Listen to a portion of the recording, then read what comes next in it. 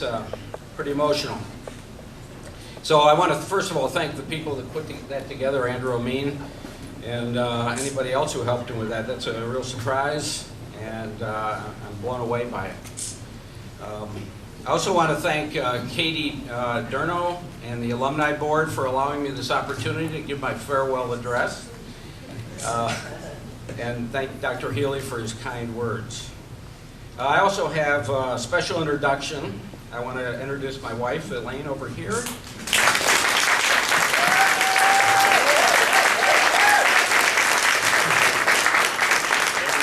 And my son, Burke, and his bride of 11 months, Erica, from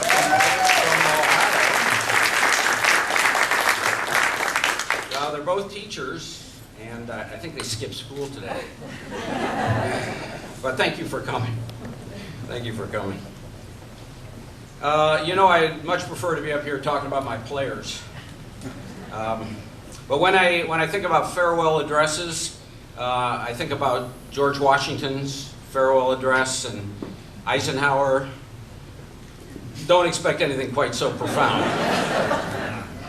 I also think about Calvin Coolidge, Silent Cal. He probably would get up here and say goodbye. But I would like to take the opportunity to say a few things.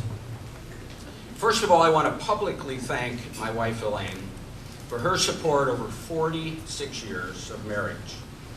She's been a big part of this school, too. First, let's see if I can get this right. First is a short stint serving in the middle school library. Then she moved on to be a reading assistant in the 4th grade. Then she worked as a special events person, then director of annual fund, and finally director of development. So she's been as attached to the school as I have. In addition, yes.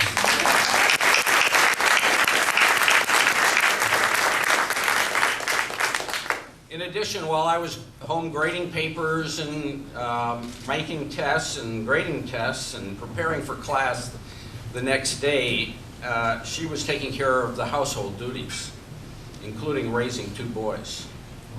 So, in 1972, the then head of school, Ray Robbins, took a chance on a rookie teacher, fresh out of grad school, to teach 6th grade social studies and language arts. I had never taught before. And there I was standing up in front of a class of 11-year-olds. It was OJT, as they say in the Army, on-the-job training. And how I survived that first year, I still don't understand. But I happen to know Ellen Rennick Durant. Right here, she was in my first class back then in '72. Maybe you can explain. But I did survive. I did survive, and I did survive with the help of a really good mentor, Julie Granger. I don't know if she's here today. Julie Granger's mom, Carol Johnson. In 1979, I had an opportunity to move to the upper school for a challenge, thanks to the head of the upper school at the time, Chip McKelkin, who died way too young. This move opened up the door for many more opportunities. So the other day, I counted them up, and I figured out that I've served for 7 heads of school and 12 division heads. Now, there is a common thread, believe it or not, a common thread that allowed me the opportunity to follow my own interests, follow my passions, if you will, as a teacher coach.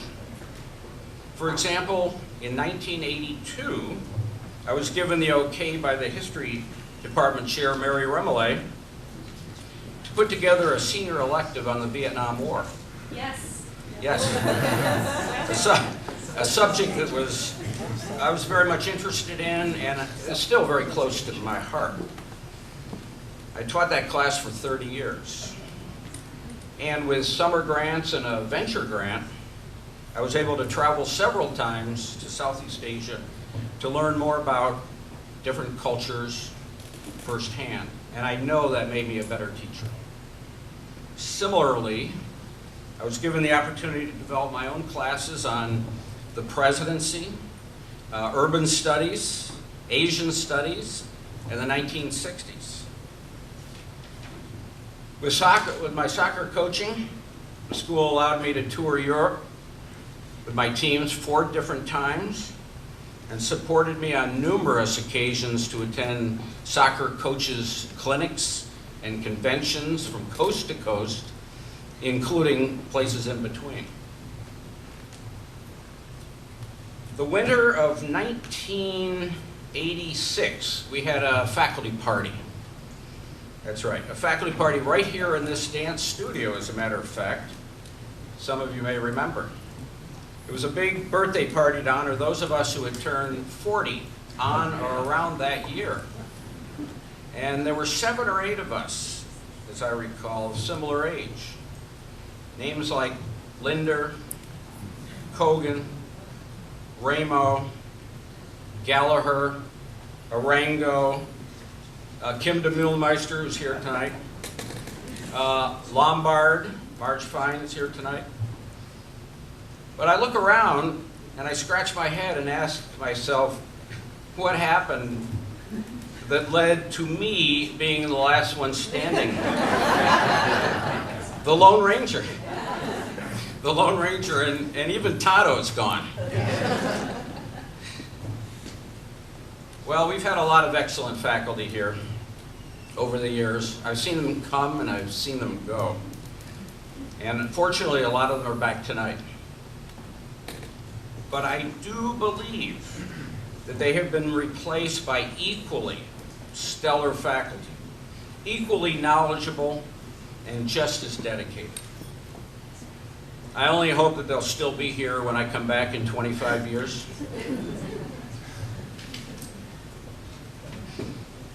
A word about the parents. Well, I've been very fortunate to have had dealings with good and reasonable parents, by and large. Well, the faculty knows the horror stories, but I've largely been spared. But in my experience, they've been overwhelmingly supportive of my classroom teaching and my coaching. And a really good example would be Frank and Mary Jane Heaney, who are here tonight, who have had 5 of their boys play for me. I've had them in the classroom as well, but I've coached 5 of them over the period of about 15 years, starting with Kevin, ending with Andrew. And these folks attended every home game and away game. And never did I hear a disparaging word. Thank you very much.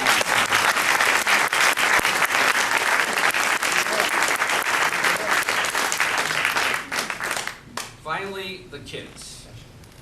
This is what I've enjoyed most about this place. I've enjoyed watching them grow up over the 4 high school years in the classroom, and watching them in the games, and in the plays, and in the concerts. And they've kept me feeling young. You know, we have so much talent walking the halls here. They excel in so many things: academics, the arts, the athletics, robotics. Some of them in all 4. We have outstanding kids, good kids in this school, and they'll be what I'll miss most.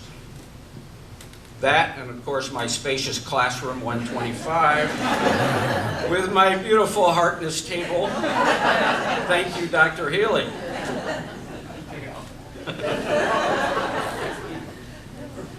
In conclusion, I can't tell you how many people have said to me over the years, boy, I wish I had your job. Teaching history with small classes and coaching soccer. The key word is opportunity, and this school has given me many opportunities. I've been very fortunate to have been able to teach here and the 43 years has gone by very fast. It's been a fun ride, and I will miss it. You know I bleed red and blue. Yes, I do. Little known fact. But another little known connection is that I have with the school. Back in the early 1900s, my grandfather graduated from DUS, and my grandmother graduated from the Liggett School. And I know that they would be very happy to know how things turned out for me. It's been an honor and a privilege teaching here. Thank you very much.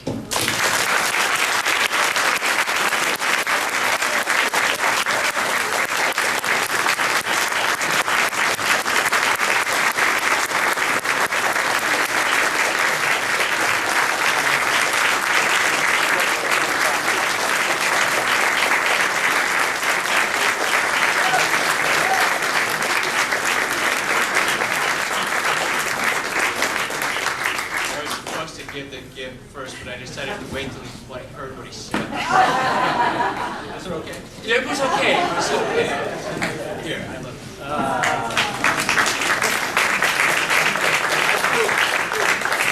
Boys in his class were all the time to bother him. And he has a buffalo. He's a buffalonian. He has a lot of buffalo.